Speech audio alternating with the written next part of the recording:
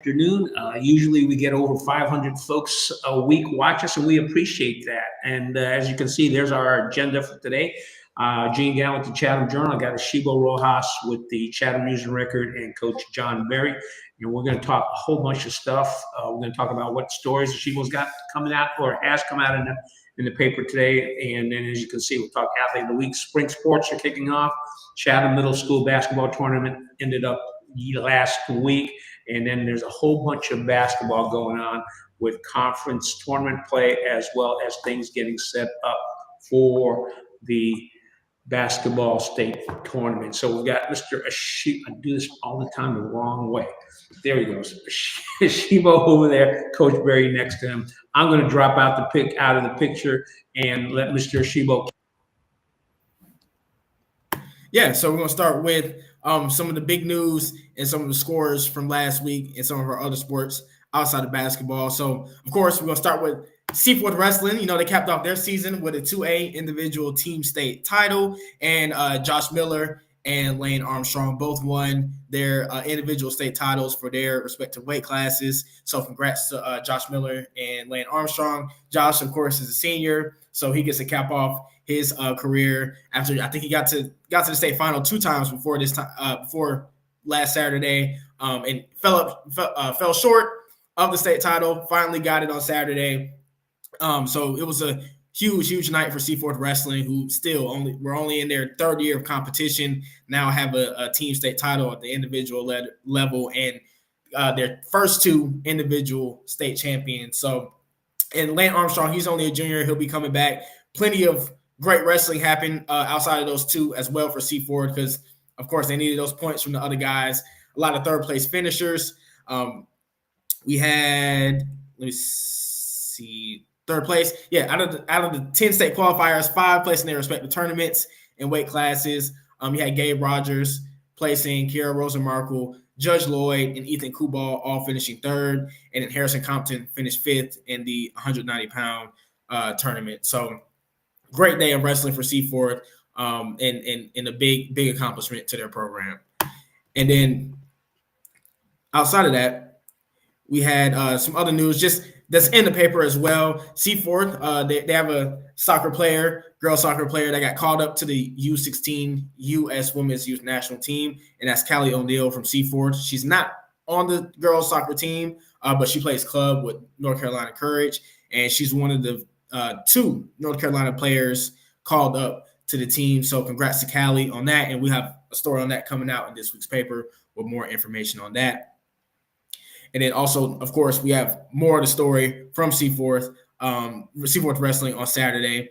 And then we have a little bit of a basketball playoff preview, looking at RPI and conference standings as of Monday. I know the conference tournaments are going on right now, but just a projection of where teams are looking to be seated, you know, once they see the state tournaments on Saturday. And the first round of the state tournament will be Tuesday, February 27th. All right. Hey, before we go on with what else you got in the paper, including Athlete of the Week, let's go back to wrestling, because Coach Berry was out there, and we've got the video up on YouTube of the 2 first-place finishers. As you mentioned, Josh Miller, who's a senior, and Lane Armstrong, who's a junior. It was interesting because I got a note from one of I think it was Lane's aunt, who said, hey, she appreciated seeing the video and the commentary. So, Coach, can you just go into what your take on what was on those 2 top finishes? Yeah, the first was Josh Miller.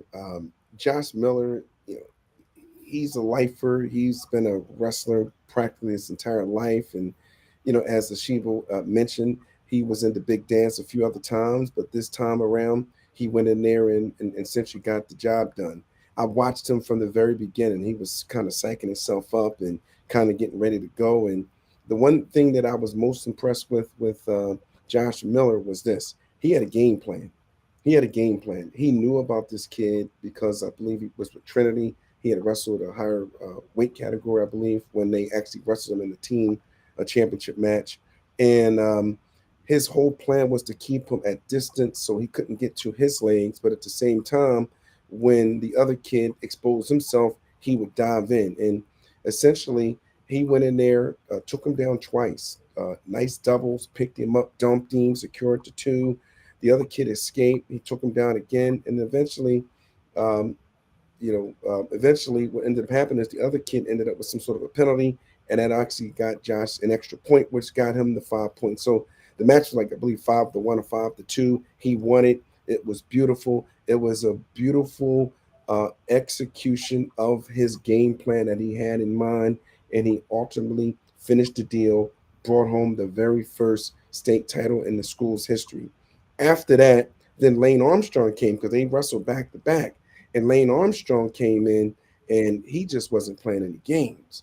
He said, "You know what? Hey, I'm Mike Tyson on this one. Soon as the match start, I'm going forward and I'm going fast. I'm not wasting no time." He immediately took him down, got 2 points. Let him back up, took him down, another 2 points. Put him on his back, got some tilt points. Next thing you know, before you know, he's up 17-1. Ref calls the match technical fall. Lane Armstrong wins a state title himself. So between the two, Josh Miller and Lane Armstrong, they represented themselves extremely well, their families, the team, their school, the community. I mean, it was just a beautiful, beautiful execution of wrestling at its highest level. Those two guys pulled it off, set the tone, set the precedent, not just for themselves, but for years to come for the other wrestlers coming behind. So hats off to Josh Miller and Lane Armstrong for doing a fantastic job. Super proud of you guys, and I can't wait to see what's in store for you guys next. Yeah, I think you wrapped it up in that the coaches over at Seaforth had a plan. They were hoping to get to this point last year, but with Josh Miller as a senior, I think last year he was like number 2 and number 3 wrestler in that weight category that he was in. So look, you're right, and you notice as you mentioned that there were some third place finishers. So I think they'll do pretty well again next year. Anything else we need to touch on in wrestling before we let Asheebo continue with his athlete of the week? Yeah, again, I just want to give a shout out to Coach Armstrong, Coach Rogers, and Coach Overcash. I mean, these guys have established and put together a program worth modeling. They literally can write a book on what they've done, and if other coaches coming up want their program to be similar, I think they should take a page out of their book, because if they do, I think they can get similar results. So hats off to Coach Armstrong and his entire staff. Super proud of you, and super proud to call you a co-coach there over at Seaford High School. All right, Mr. Asheebo, let's get into who your athlete of the week is. Yeah, athlete of the week this week is Fred Whitaker, point guard for the Northwood boys basketball team. Gave it to Fred this week because he scored his 1,000th point in a 64-17 win over Bartlett Yancey on Valentine's Day. And then the night before that, he had 14 points and 5 assists against Chatham Central, who we all know is the second best team in the Mid-Carolina 1A, 2A conference. So hats off to Fred, finishing his regular season in that manner, his career in that manner for the regular season with 1,000 points and getting that accomplishment. And he's really been a key piece to Northwood the past few years, especially this year. When you talk about the guys outside of Drake Powell, Fred Whitaker is right there as, a very important part of their success as far as handling the ball and bringing that energy on the defensive side as well. So congrats to Fred. Yeah, I think, again, hats off to Fred Whitaker.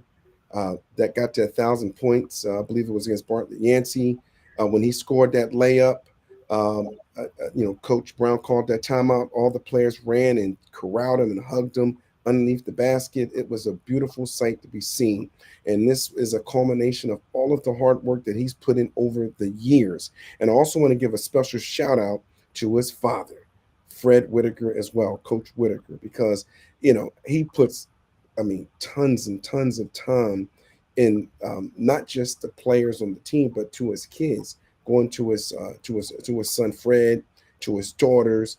And you know what? Just as much as this is a great award for Fred the player, I think this is also great for Fred the father as well, because he put so much time and energy into his kids, just trying to put them in positions to succeed, and to see this be culminated into a situation like this where he eclipsed the 1,000 points mark.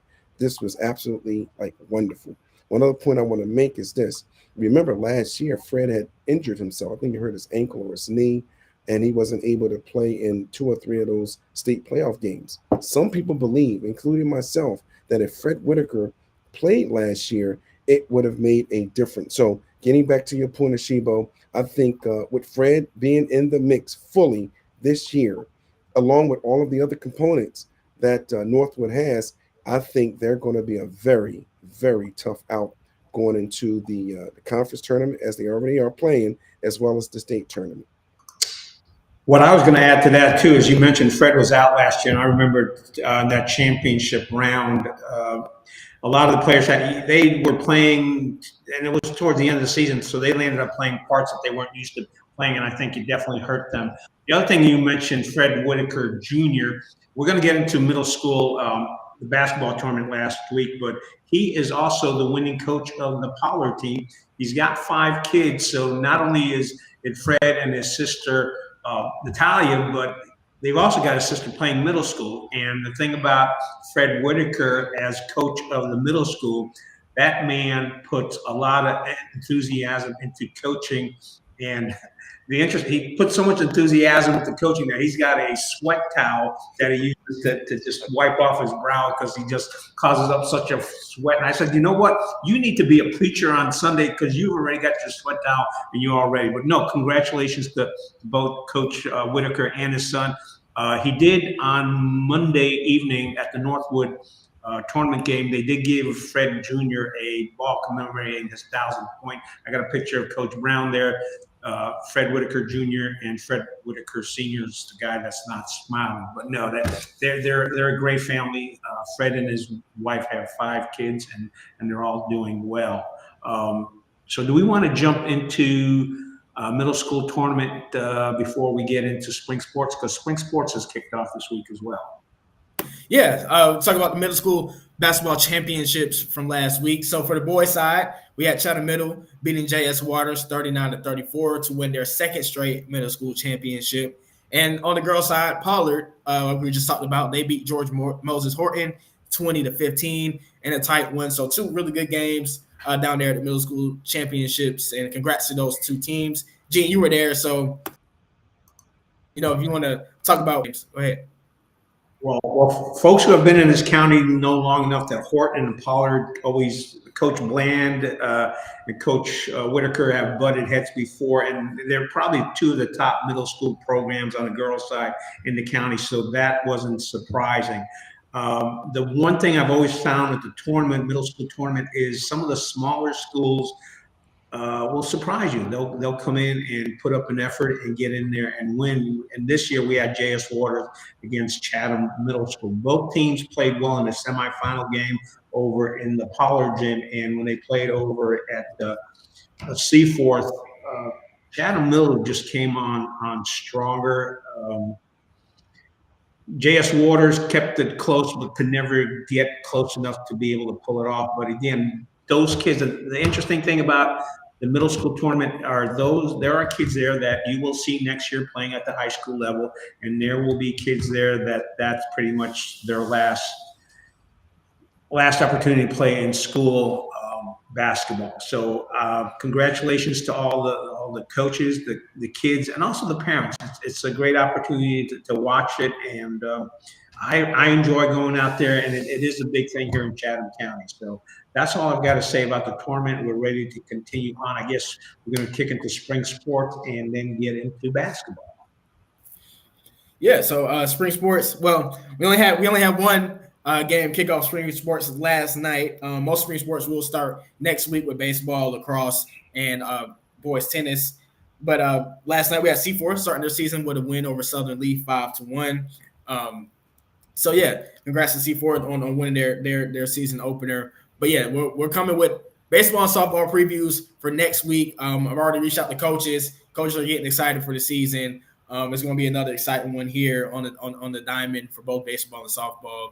So I'm really looking forward to covering more of those games this year.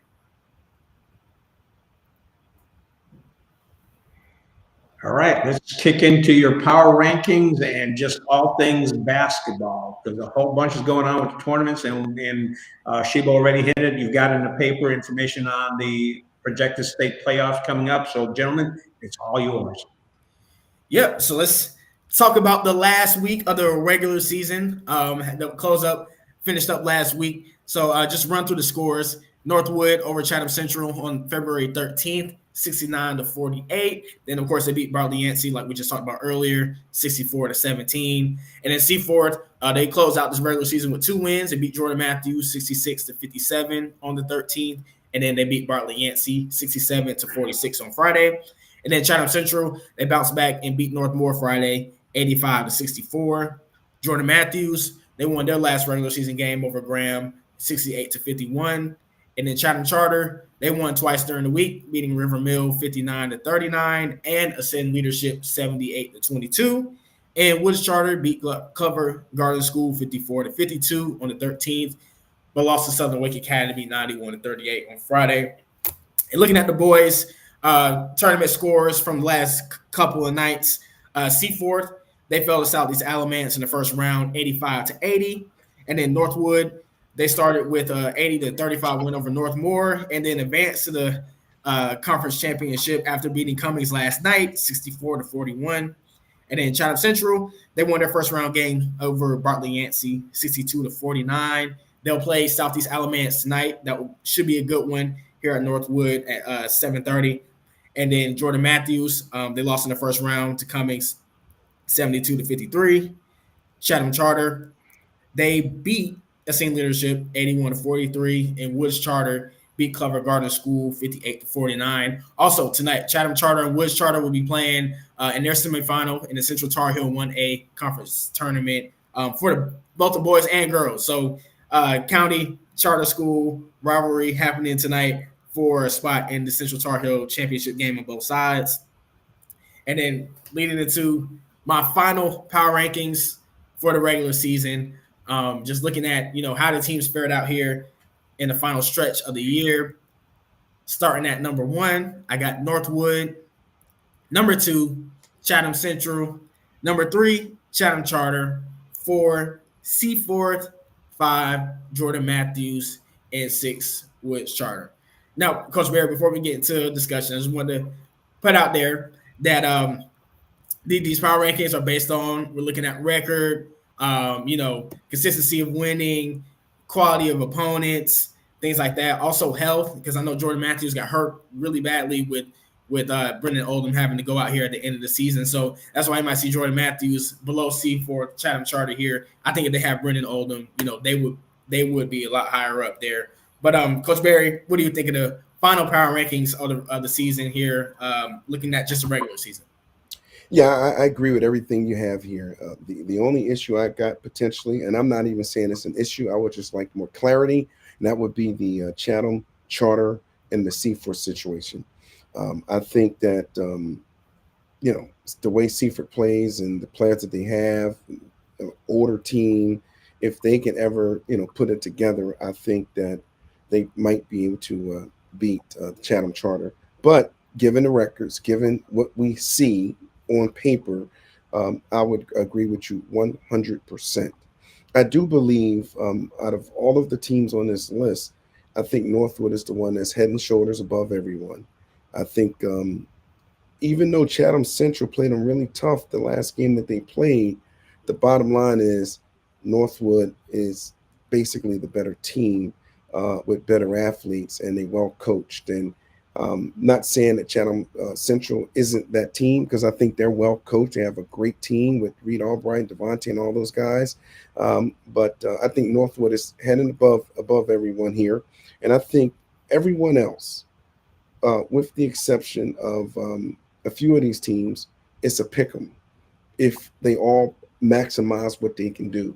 If you look at Jordan Matthews with Brendan Oldham, and they play to their maximum. If you look at Seaforth and they play to their maximum, you look at Chatham Central and they play to their maximum. I think it's a pick 'em type situation. But the way the season has unfolded, outside of Northwood, Chatham Central is the best team. And I think you got to put Chatham Charter there with Seaforth, given that Brendan Oldham is gone. It's hurt. Then you would have to put Jordan Matthews, and I would definitely put Woods Charter where they at as well. So I agree with you 100%, Asheebo. I think any person who's been paying attention would probably agree to the same thing. Yeah, and I know it's the conference tournament, which may or may not have too much. It might not have too much influence on the state playoffs, but there are some interesting games tonight between, of course, Chatham Charter and Woods Charter. Woods Charter, the first time they met this season, it was a blowout in Chatham Charter's favor, but the last time it was only an 11-point game. Woods Charter, I feel like they've gotten better throughout the season. They picked up some wins in the conference, and probably has a lot more confidence going into this game. So I think that would be a really interesting one. But of course, Chatham Central and Southeast Alamance tonight, for who's going to go see Northwood on Friday, will be an interesting one as well. But yeah, I think it really got tight in the middle there between Seaforth. Looking at Chatham Charter, of course, they couldn't play some of our two-way schools, but Seaforth, Jordan Matthews, I think it really got tight there. And yeah, that's how I saw it all falling out there for the boys' side. No, I think you're spot on, Asheebo, and I think you've done a fantastic job at really laying it out and giving us the process of how you went about your analysis, and it's spot on, right? It's spot on. But it's always that thought in my mind, okay, what if this happened? What if that happened? And we can't really deal with this. We have to just look at what we've seen so far and what has happened versus, well, if they did this and if they played this way and if they really, played at their potential, no, you can't do any of that. You have to look at the bottom line. What are the records? What happened when they played these teams? What's going on? And based off of that, then you make the assessment, right? And then that's what you're doing. And I 100% agree with you. I will say this, though. Chatham Central is a 1A school, 1A, and they playing 2A teams. And when the state tournament kicks in, they're going to be a very difficult out for a lot of teams. I predict they go at least 3-4 deep. And from that point, it's a flip of a coin, right? Luck is involved and matchups is involved. But I'm expecting big things out of Chatham Central, to be honest with you. And that brings me to what I wanted to just ask you, Coach Barry, just get your thoughts on it. Looking at Northwood and Chatham Central, we know those two teams. Chatham Central, I was looking at the doing the projected seeding on Monday. They could be as high as a 3 seed there in the 1A in the bracket. Northwood can be as high as 4, same area, around 3 or 4 seed as well. What is the likelihood that we'll see a boys state champion this year from Chatham County between those two? I think, listen, I'm optimistic. I think once you get past if they can get past the 3rd or 4th round, then their chances are as good as anybody's chance because so much of it is based off those matchups. Let's first look at Northwood. I think Northwood is getting better. I really believe that. I think we all know about Drake Powell. He's the super, alpha player that's above and beyond most of the players that he's ever going to play against from this point forward. So Drake Powell is there. But you got guys like Jake Layton. He's coming to his own. And over the last 3-4 games, he's been lights out. I think Fred Whitaker, I think he's at another gear. His speed, his shots are going. I mean, he's real crafty around the rim. He's the floor general. I mean, he's an issue. I think Bo Harvey, last night, that game against Cummings, he showed some things that I hadn't seen so far this year. He became a little bit more offensive minded.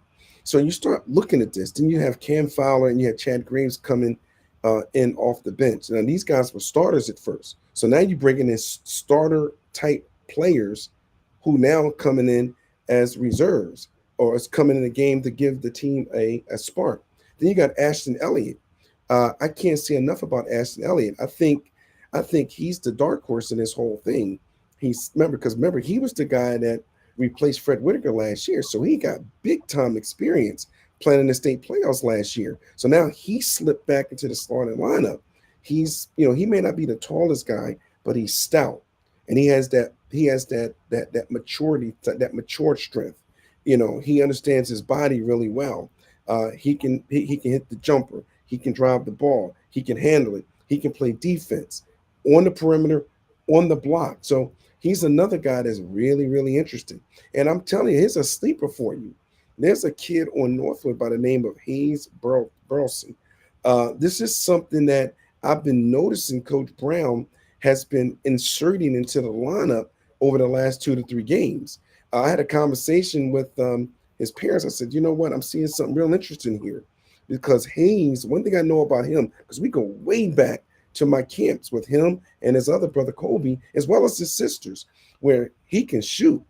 And the other thing that I've noticed about Hayes, he plays defense and he's a great rebounder for his size.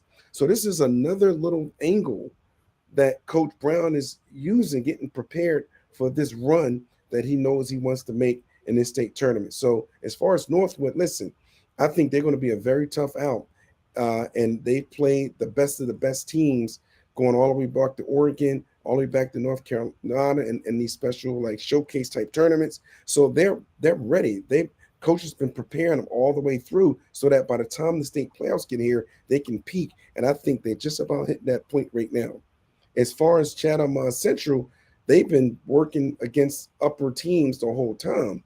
And their style of play, where they are excellent at controlling the ball, you can't pressure them, you can't rush them, and they play team basketball like a pack of piranhas. They may not blow you out within the first, let's say, quarter or the first 2 quarters, but over time, just by them grinding you out and being patient and playing team ball, they end up being on top of all these teams. This is how I believe they're beating teams like Southeast Alamance. They're beating teams like Jordan Matthews. They're beating teams like Cummings because they have that mental stamina where they can play patient, fundamental basketball for 4 quarters. And over the course of that time, they are overcoming these teams. And if you can do this against 2A/3A teams, what do you think they're going to do against these 1A teams? So I'm looking forward to Chatham Central making it to about the 3rd or 4th round. And at that point, I think it's anybody's tournament from that point on.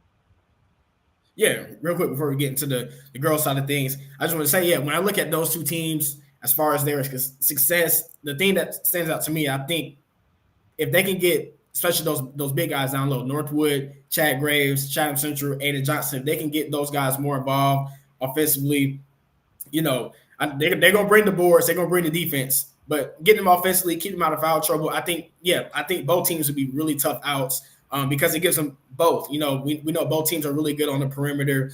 Chatham Central, especially, with Luke Gaines, Reed, Devontae, they can hit the 3, they can get inside and drive, but can those big men also post up, get the ball down low, take the pressure off some of those guards and score points that way, I think will be really crucial for both teams, especially Northwood too, who they'll see teams, that match their size or even more down the stretch in the 3rd, 4th rounds. So I think those to me are some of the biggest things that could really make or break these 2 teams around this year.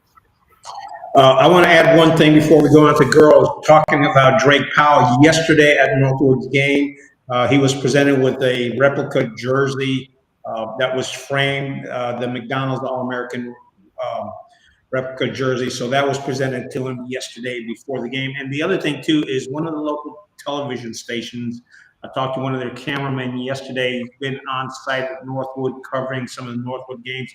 They are expecting to do a segment out on Drake. They'll have a segment that will come out on television. That will probably be a 1.5 to 2 minute segment. But they're also planning to release a 20-minute segment that's going to be on the website. I can't give you the particulars right now, but next Wednesday when we're talking, I'll probably be able to give you folks all more information as to when and where this is going to take place. So congratulations to Drake and the Northwood team. And next week we'll give you more information as to when and where you'll be able to see those segments, video segments on Drake. And by the way, speaking of video segments, Coach Brown has been doing commentary. I've been shooting the video, which hasn't been the greatest, but I've been doing it, and Coach Brown has been doing commentary on a bunch of the Northwood and Seaford boys games. So that's out there on the YouTube channel. Back to you, Asheebo. Yeah, Coach Brown, you ready to talk about the girls? Yes, sir. All right, so let's go into the girls' scores from last week, their final power rankings, and some of the scores from their so far. No, go ahead. I'm sorry. Oh no, you're good. And some of their scores from the conference tournament. So starting with the scores from last week, Northwood, they finished their regular season beating Chatham Central 73-38 on the 13th, and Bartlett Yancey 72-30 the next night. And C4, they won over Jordan Matthews on the 13th, 63-8. Chatham Central won over Northmore on Friday, 58-13. And Jordan Matthews, they finished their season with a win over Graham on Friday, 46-35. And then Chatham Charter, they got a forfeit win over River Mill on the 13th, but then they beat the Ascend Leadership Thursday, 71-7. And Woods Charter lost to Clever Garden School on the 13th, 55-21. But they beat Southern Wake Academy on Friday, 50-7.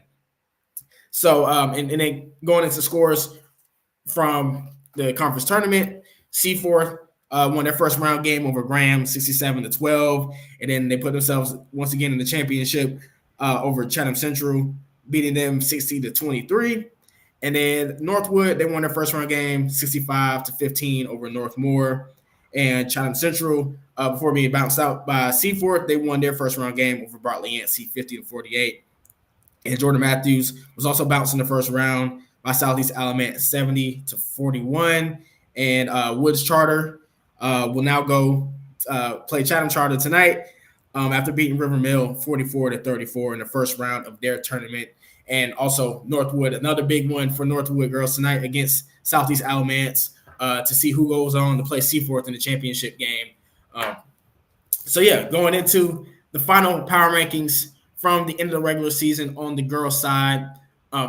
Not too much changes from what we've seen the past couple of weeks. But starting with number 1, we got Seaforth. Number 2, Northwood. Number 3, Chatham Charter. At 4, I got Chatham Central. At 5, Jordan Matthews. And at 6, Woods Charter.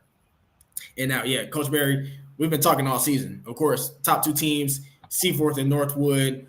Chatham Charter has been dominating Central Tar Heel 1A conference, looking to be a very high seed in the 1A side for the state tournament.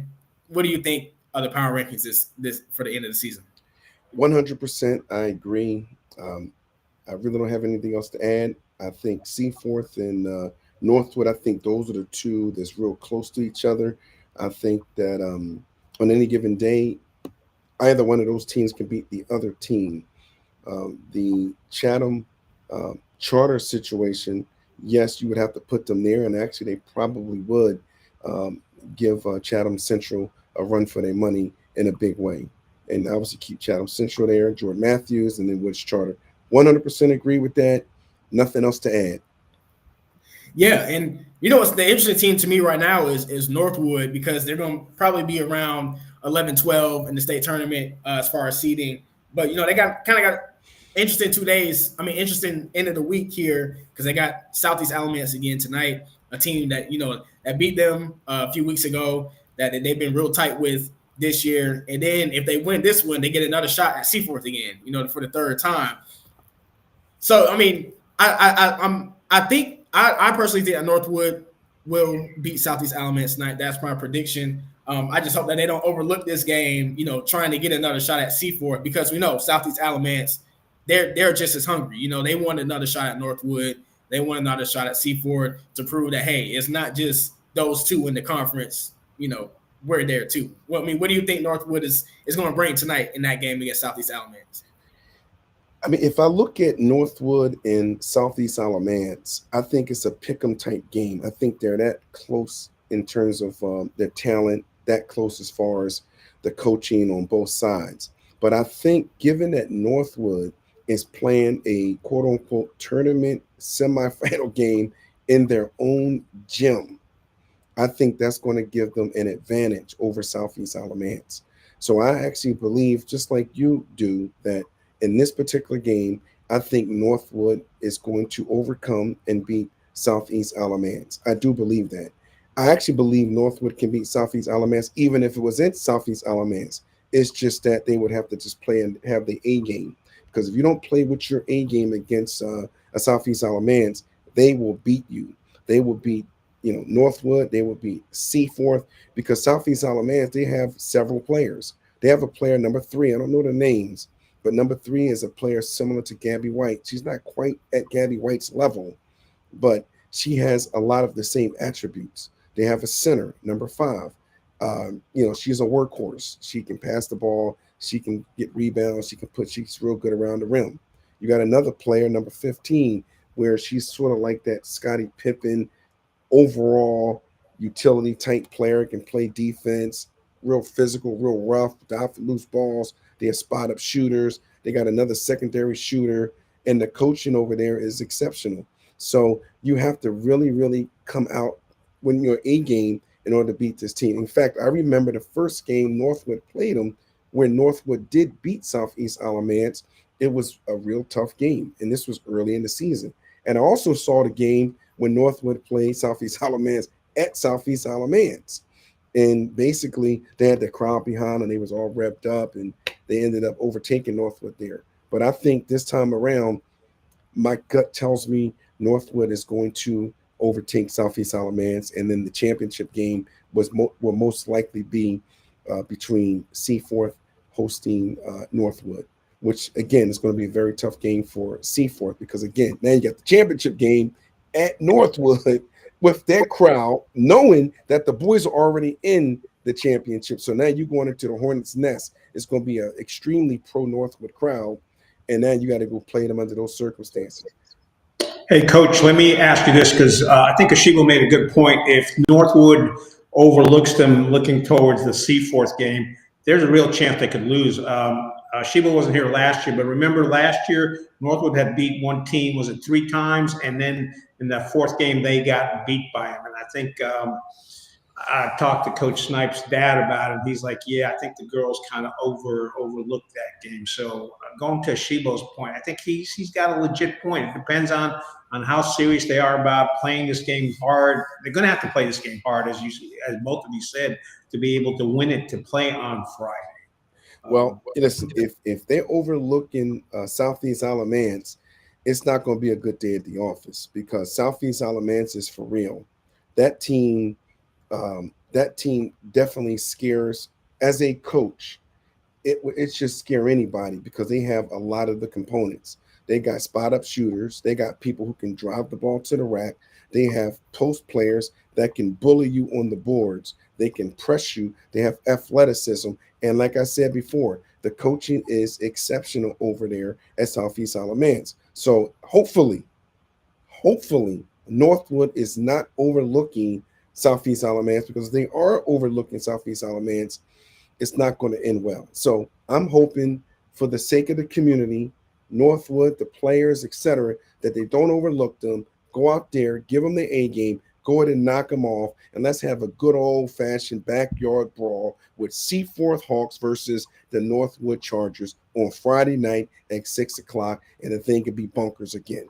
That's what we are. We can be homers, because this is the Chatham NC Sports Roundup. So yes, we would all love to see those teams battle it out on Friday. There's no shame admitting that that's what we're going to have happen. I really do want that, because I love Coach Snipes. I love the dad. I love the players with Nia Henry and Natalia Whitaker and all those guys, Aaliyah Roberts, all of those guys. My girl Skylar Adams. I really, really, really, really want them to win this game. Especially like people like Skylar and I believe Nia, they seniors. I want them to go out, with a bang, and then let the chips win, lose, or draw. Assuming we get to play Seaforth, we can hug, take pictures. Like, man, we have these memories, for life. So let's go Northwood girls. I am definitely rooting for you, just because, again, it's like a big old extended family, and that's sort of what I want to see. Yeah, it'll be a really cool night in the county if we can see, of course, Northwood, and maybe if Chatham Central wins tonight, they'll see Northwood again right after the girls' game. And then, of course, all Chatham County, baby. Yeah, it'll be all Chatham County for the championship game. Oh, so, my God, that's going to be crazy. I mean, because listen, Chatham Central, the boys, they come thick as well. I mean, they coming in. I mean, they, and remember, they only lost 2 games in the conference. And that was the Northwood. Mm-hmm. So now listen, I fully expect them to beat, I didn't really say this yet, but I expect them to beat Southeast Alamance, the boys, because the biggest weakness of Southeast Alamance boys is they find a way to lose the game. It's like Stephen A. Smith says all the time on First Take about the Dallas Cowboys. Dallas Cowboys will find a way to mess something up, to find a way to lose the game. So when you look at Southeast Alamance, the boys, they always find a way. I'll tell you this real quick. They was playing Seaford on Monday. They up 6 points with 30 seconds left. And somebody gets a technical foul, put Seaford on line with 2 points, and get 2 shots and the ball. Now, who in their right mind is going to get a technical foul? I mean, they can't help themselves. And I've seen them do this repeatedly. And I think because of this tendency, Chatham Central is not going to do that, and they're going to take advantage of anything that they do similar to this. That being said, Southeast Alamance has a very, very, very, very talented team, and with the right coaching and the right discipline and the right game plan, they can compete with anybody, including Northwood. But because of the shenanigans I've been telling you about, I don't think they're going to get it done. So Coach Berry's really pushing for an all-county Chatham County final on Friday. No doubt about it. I love every Chatham County team out here. I know Coach Burke over with the boys at Chatham Central. We talk all the time. I know Reed Albright, Devontae, Luke, all those guys. I want those guys to be there, and definitely the Northwood boys. I love those guys. I mean, those are my guys. That's my heart. Going from Drake Powell all the way down, to Fred Whitaker. I would really want those guys to win. And then obviously you got the Seaford girls. That's what I'm associated with. And obviously with the Northwood contingency with Coach Snipes and the dad. In fact, the dad reminded me a couple of weeks ago, yeah, Coach Berry, I remember you when my daughter was playing AAU basketball and we had practice over at Woods Charter. And we talked right then and we got the shoot machine. We were doing this, that, and the other. So I have big time history with everybody in Chatham County, all the coaches, most of the players on the teams, including Jordan Matthews and Chatham Charter. So no, Gene Galin, I am definitely rooting for an all Chatham County, conference tournament championship game on Friday night. All right. You've been name dropping here. So here's what we're going to do. We're going to put you a little bit on the hot seat. On Monday night, before the Northwood boys game, I saw you sitting up the stands next to Drake Powell's parents, his mom and dad. So give us a little bit of what you all were talking about up there in the stands, because you're name dropping. So let's hear a little bit of inside information there, and then we'll finish up with Asheebo, finishing up our Chatham NC as to where we're all going to be over the next 7 days. All right, Coach, what did you talk about with the Powells? Well, the biggest thing that we talk about is just the mentality of the actual players. Before I even say that, we go way back to when Deuce was 5 years old and Drake was like 1 or 2 years old when I first moved to North Carolina back in 2006. So we have like long history. But relative to what we were talking about, we were just kind of like just chewing the fat, just kicking, just talking about whatever. But the big thing is, yeah, we just here. We want to see the guys start to put this thing together. It's getting into crunch time. We need to go ahead and go through these 2 to 3 games, win the conference tournament, and after winning the conference tournament, on to the state. And hopefully, if we can continue to play the way we're playing, and players like Cam Fowler, Jake Layton, Ashton Elliott, Fred Whitaker, Bo Harvey, Chad Graves, et cetera, along with Drake Powell, if these guys can peak right now, that's going to give us the best opportunity to win a state championship. And that's ultimately, what the word was. The other thing that I'll tell you is this, and this is another shameless plug here. My daughter, Sophia Berry, she's also committed to go to the University of North Carolina at Chapel Hill. So we're going to see each other a whole lot because my daughter's over there. Your son is over there. I'm a basketball guy. So we're going to be hanging out at a lot of basketball games over the next 1, 2, 3 years, or however long, Drake Powell is playing basketball. So that's the type of stuff that we were talking about when you saw me in the stands with the great Powell family, with Dedrick Powell as well as Sharice Powell. All right. Now, we were talking about Coach Berry and his name dropping. I want to let folks know when I had reached out to Asheebo about doing this, I think he was kind of like, I don't know. But I am so glad that he is a sports writer for the Chatham News and Record here in Chatham County. I think Coach Berry will agree with this.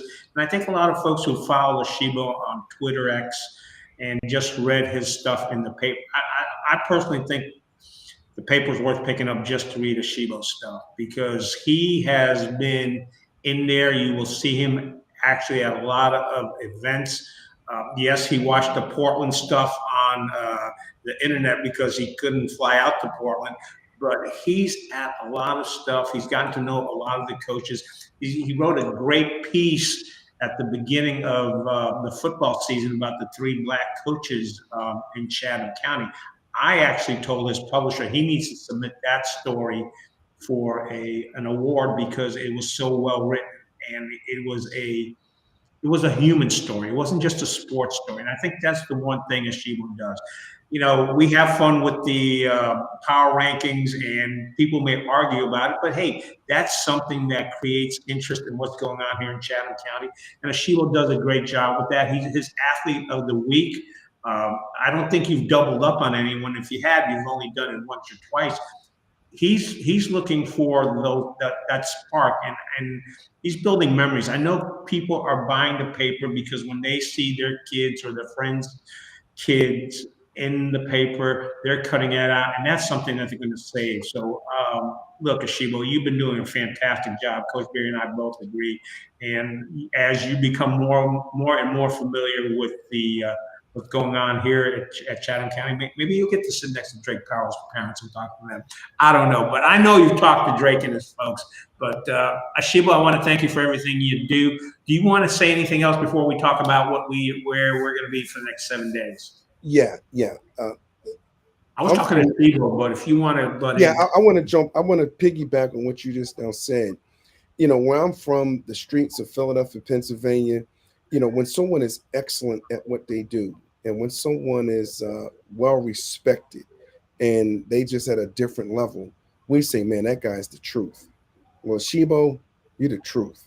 I mean, your work ethic, your coverage of all these sports, understanding what's going on, engaging with these coaches, helping me out. Like at this wrestling thing, everybody said I did the video. No, you did the video. I mean, you're like, coaches, give me the phone with the DJI, and I'll set it up, and you can be up in the stands. You can, man, you've done all of this. You've been nothing less than exemplary, and I just want to publicly give you your flowers and let you know how much I appreciate you for what you've done, and also just being open arms to having this program and engaging with me the way you are. So just keep up the great work.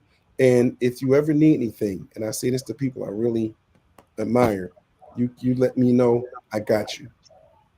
And thank y'all. That means so much to me. I just wanted to, when I stepped into the job, just wanted to give all these student athletes a chance, to get their accomplishments, get their stories told, because I love telling stories. Like Gene said, the black coaches, that was one that, because just watching them and their programs, I really kind of felt their pains, this season. And then also 2 other stories, like the Reed one that I really enjoyed writing when he got us 1,000 points.